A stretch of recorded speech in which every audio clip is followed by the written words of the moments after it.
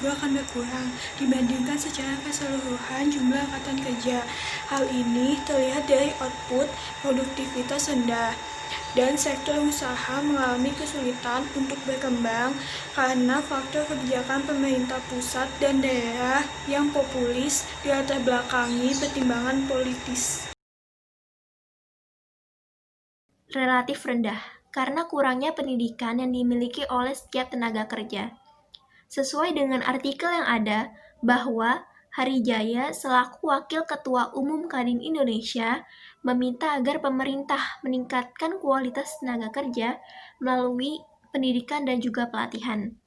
Selain itu, terbukti dari hasil penelitian yang menunjukkan produktivitas tenaga kerja di Indonesia tidak sebanding dengan kenaikan upah.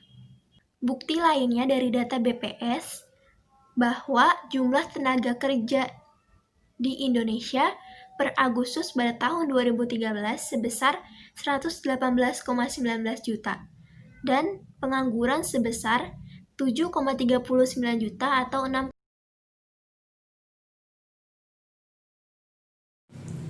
Pertanyaan yang ketiga, bagaimana peningkatan kualitas tenaga kerja yang dilakukan pemerintah untuk menghadapi persaingan global? Caranya yaitu yang pertama, meningkatkan pendidikan masyarakat menjadi lebih tinggi dengan memberikan banyak beasiswa pada siswa-siswa berpotensi namun terkadang masalah ekonomi. Yang kedua, meningkatkan wawasan tentang kewirausahaan pada masyarakat luas dengan edukasi dan pelatihan tenaga kerja. Yang ketiga, mengedukasi masyarakat tentang cara berbisnis dan bermanajemen.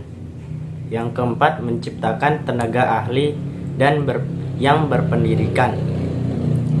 Yang kelima, edukasi pada masyarakat untuk lebih menciptakan lapangan kerja dibanding hanya mencari pekerjaan.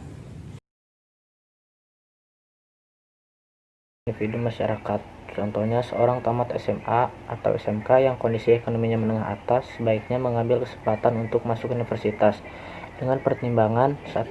Ilmu akademis dan wawasan yang diberikan pendidik formal lebih struktural dan terbukti membuka peluang untuk mengembangkan ilmu sesuai dengan minat dan cita-citanya. Dengan catatan seorang calon mahasiswa harus siap untuk berkembang sesuai dengan ilmu dituntunnya. Karena banyak lulusan yang tidak siap pakai karena belajar hanya terpaku pada kewajiban untuk memenuhi kurikulum saja.